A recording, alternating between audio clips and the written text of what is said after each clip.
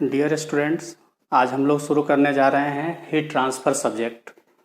सबसे पहले हम लोग देखेंगे कि डेफिनेशन क्या होता है। What is the definition of heat transfer? This is the transmission of heat from one region to another as a result of temperature difference और ग्रेडियंट। मतलब कि ये क्या है कि एक ट्रांसमिशन ऑफ हीट है from one region to another region as a result of temperature difference. मतलब कि हीट ट्रांसफ़र होने के लिए टेम्परेचर डिफरेंस होना ज़रूरी है। टेम्परेचर डिफरेंस को ही हम लोग ग्रेडियंट बोलते हैं।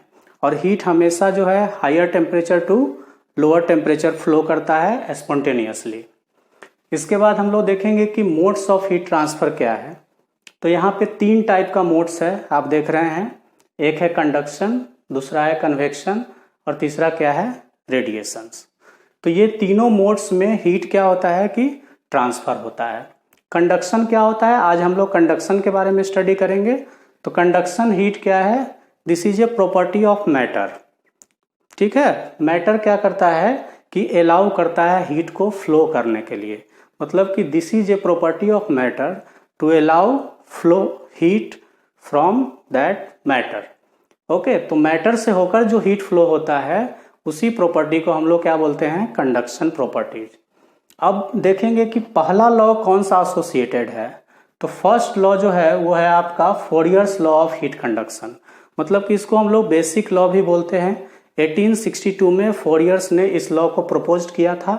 और एक उसका स्टेटमेंट क्या है, फोरियर्स के अकॉर्डिंग क्या है कि the rate of heat transfer directly proportional to area normal to the direction of heat flow into temperature gradient. मतलब कि यहाँ पे हमने क्या लिखा है, Q directly proportional to area into dt/dx।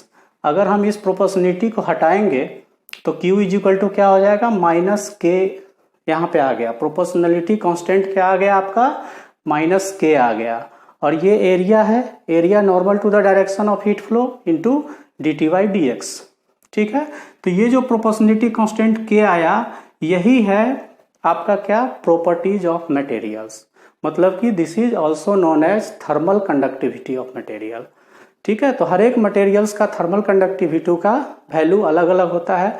अगर वैल्यू के हिसाब से देखें तो सबसे ज़्यादा डायमंड में होता है। ठीक है, तो इस तरह से हम लोग थर्मल कंडक्टिविटी लेते हैं। डायमंड के बाद आपका कॉपर का आता है, कॉपर के बाद हम लोग गोल्ड का स्थान देते हैं। ठीक है, उसके बाद सिल्वर है, ब्रास है। तो इस तरह से आपका थर्मल कंडक्टिविटी डिफरेंट मटेरियल्स का अलग अलग होगा। अब हम लोग देखेंगे कि Q is equal to -KA dt/dx। Negative sign यहाँ पे क्यों लिए हैं। निगेटिव साइन का मतलब क्या है कि decreasing in temperature, temperature decrease कर रहा है। ठीक है, और थिकनेस क्या हो रहा है कि बढ़ रहा है। अगर हम प्लेन वॉल की बात करेंगे तो थिकनेस हम इंक्रीज करते जाएंगे और टेम्परेचर आपका क्या होगा, डिक्रीज होगा। तो निगेटिव साइन इंडिकेट क्या कर रहा है, डिक्रीजिंग ऑर्डर ऑफ टेम्परेचर। अब हम लोग देखेंगे कि इसमें Q क्या होता है। Q क्या है, rate of heat transfer. Rate of heat transfer या रेट ऑफ हीट फ्लो भी इसको बोल सकते हैं। तो हीट का यूनिट क्या होता है, जूल। और जब हम उसमें रेट कर रहे हैं, मतलब कि टाइम से डिवाइड कर रहे हैं, तो उसका यूनिट क्या हो जाएगा, जूल पर सेकेंड, जिसको हम लोग क्या बोलते हैं, वाट। उसके बाद K है थर्मल कंडक्टिविटी ऑफ मटेरियल। अगर हम लोग इस फॉर्मूला में यूनिट कन्वर्जन करेंगे तो आपको थर्मल कंडक्टिविटी का वैल्यू आएगा वाट पर मीटर केल्विन और वाट पर मीटर डिग्री सेल्सियस। उसके बाद एरिया क्या है, एरिया है आपका सरफेस एरिया। ये जो एरिया है दिस इज सरफेस एरिया।